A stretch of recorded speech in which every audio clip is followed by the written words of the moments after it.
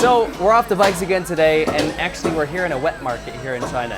And I don't know why we chose this place to film. Now we're going to be tackling some fairly heavy subjects in this video, but please stick around because we're going to make it as balanced as possible. And we do want you guys to know exactly how we feel. I remember you left my spirit with you high. All right, now I'm going to have to basically bring up the elephant in the room here. One of the biggest issues I have with China is just the general filth and lack of sanitary conditions that you find living here. You know, people just don't seem to care about hygiene. You have people spitting all over the place. You've got children urinating on the streets, you know, and their grandparents and their parents actually encourage it and help them to sort of urinate and even defecate in public. And this has got something to do with the fact that they believe that going to like a public bathroom is actually unsanitary. So they prefer to let their children openly urinate and defecate, which, you know, it is a bit of an issue if you ask me. No joke, I've actually seen a grandmother actually in Walmart, and the kid goes, in Chinese, he goes, "I have to take a piss." And the grandma says, "No problem." Picks up the kid and literally pisses all over the apples. And that was the first time I realized that people don't really value hygiene in the same standard that Westerners do. Now, I think it's a bit hypocritical to talk about China in the same standards of hygiene in comparison to the West, because obviously it's a developing country. But I mean, that excuse kind of goes out the window and you stop being sympathetic when you realize that everything you see is pretty dirty.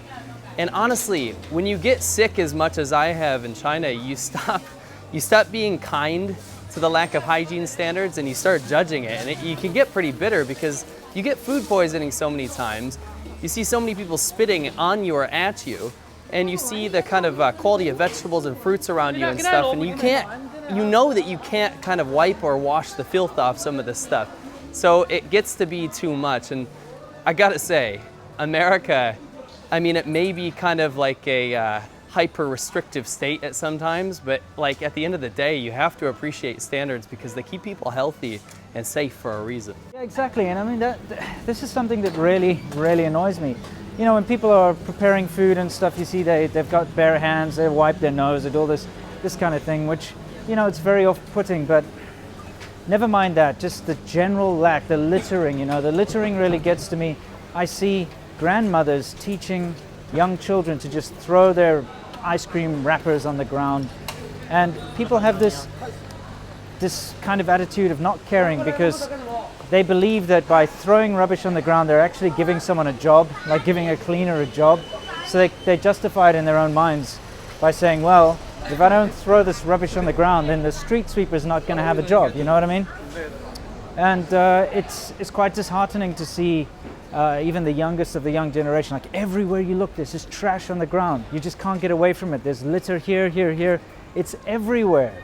And it just shows a lack of respect for your environment around you. And I'm not talking about environment from the sense of, you know, like Save the Whales kind of environment. I'm talking about living environment. Like, do you want to walk around in trash your whole life? And this really boils down to the whole Chinese attitude of, if it's not mine, then I don't care. You see it in the way that the buildings are maintained, and you see it in the way that hygiene is kind of taken care of here. People don't take care of the environment, and they don't care about littering and stuff like that because it's not their home. And people tend to treat their home as a sacred place. If you notice, you go into a Chinese person's home, it's super clean, everything is spotless, but the outside of the building is absolutely disgusting, and that's because it's not theirs. Unless they physically own it, then they don't really care. This is going to sound absolutely ridiculous, but the lack of government regulation here in China means that you have a lot of choice. So as a counterpoint to the whole kind of filth thing, I mean, there's an issue here with things kind of being a little bit dirty, and the kind of food safety is a real big issue as well for a lot of people. But the fact that it's not really controlled by the government, or at least they're trying to, but it doesn't really work out, means that you have all these kind of like little mom and pop restaurants popping up everywhere, which also means that you have awesome street food opportunities. So you go out with your friends, you can try a bunch of different foods from all around China that kind of spring up overnight. It might be gone tomorrow, but another one will take its place. So it's pretty cool to be able to go out and kind of have an awesome time and sample all these foods from around China. It seems kind of weird that as a one-party state that seems like it has kind of a heavy hand over people's daily lives, it's actually the opposite is true. And I think China, in a way, at least in terms of small business, and like these kind of mom and pop shops like I'm talking about is almost like a libertarian's dream. I remember growing up in the 90s in America and not having that many choices for things to eat or do because of the kind of takeover of corporations. Now you had things like Walmart and Olive Garden and Red Lobster and all these kind of like chain restaurants and Applebee's and all this kind of stuff take over. And the average mom and pop Italian restaurant down the street would have to shut down or they lose business. The average mom and pop shop that would sell you maybe tires or little groceries or something like that would get taken over by supermarkets and Walmart. And although I've seen a resurgence of kind of smaller business in America, we're now in a situation in China where you always have that option for smaller business. And I think that's something that's really fantastic about this place.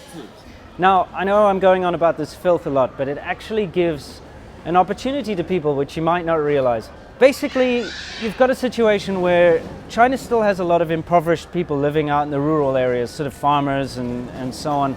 And these people don't really have the opportunity to come and live in the cities. Well, at least they didn't until this big demand for street sweepers came along. I know it sounds ridiculous and I'm trying to justify something here, but the honest truth is that basically everywhere you look in China you will see street sweepers. And these are usually elderly folk or people in their very late middle age who've come from the farmlands. They have no real skills, no marketable skills, but yet they can be a street sweeper. Somebody goes around and cleans the streets. And in every major Chinese city, it doesn't matter where you are, if you wake up in the morning, early hours of the morning, you'll see them sweeping the streets, picking up all the trash, and the place is pretty clean in the morning.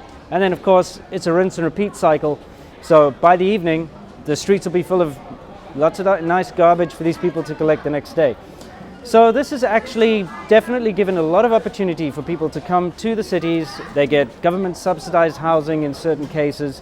And you know, it's basically allowed people to move closer to their families in the cities. So it's not all that bad.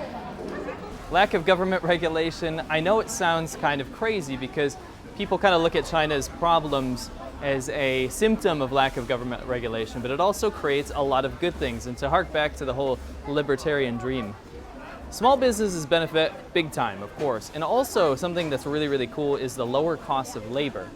Now, because somebody that fixes bicycles or motorcycles or cars doesn't have to go to special training or special school for that kind of stuff and get special certificates and all that kind of things, it means that they can actually start their own little business fairly easily and actually profit off of that. And although they're not getting paid as much as someone that was registered to do such a thing, it gives them a much better chance than living in the countryside and kind of doing sustenance farming, which was their only other option in the past. Number two, getting my pants sewed or something. If I want to go to a dry cleaner or get a stitching done, or I want to get something that requires manual labor or some sort of menial skill done here in China, I can do such a thing at a very, very cheap cost.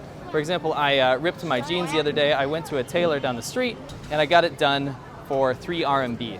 And I got to stand there, and that's 50 cents, right? I got to stand there and she fixed my pants right there. All these kind of like menial tasks and menial jobs are super, super low cost, but it also, like I said, it gives opportunities to kind of the people that need jobs in the city. Now what this has done is it's actually opened up a completely weird little kind of a market here in China. And it's the recycling market. It's quite interesting because when I first got here, I was quite surprised to see, people digging through the trash. And I thought, this is kind of weird. Are they homeless or something? But then I realized it wasn't just, sort of poorer people. There's middle class, sort of middle-aged to elderly people digging through the trash. And even if I was drinking a can of soda or something, if it was a tin, I was finished, I'd get like a grandma coming up to me and asking to take the can away from me. And I thought, this is kind of weird. And what it is basically there's a massive opportunity for people to make money recycling.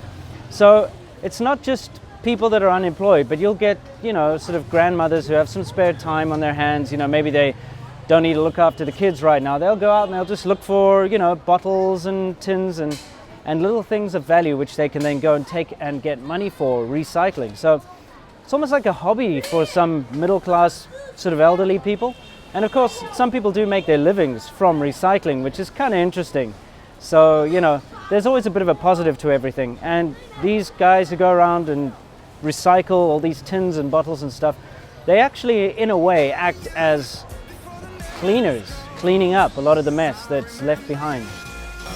So, Sea Milk, this has been a very interesting episode. I feel like if you come to China, you have to like I say, it's not a fantasy land. If you know what you're doing, if you know what you're getting into, I think you'll enjoy yourself a whole lot more because this is super a lot of fun, seriously. Totally. Let me give you guys a little bit of an idea. I'm going to bring tease. I'll give them a tease. And it may be a little noisy, but I want you guys to know just exactly what's behind us down here. Okay. So whether or not you are sitting very, very, very, very precariously on the ledge of a building like we are, because yeah, that's us over there. Say hi. Hi. Hi.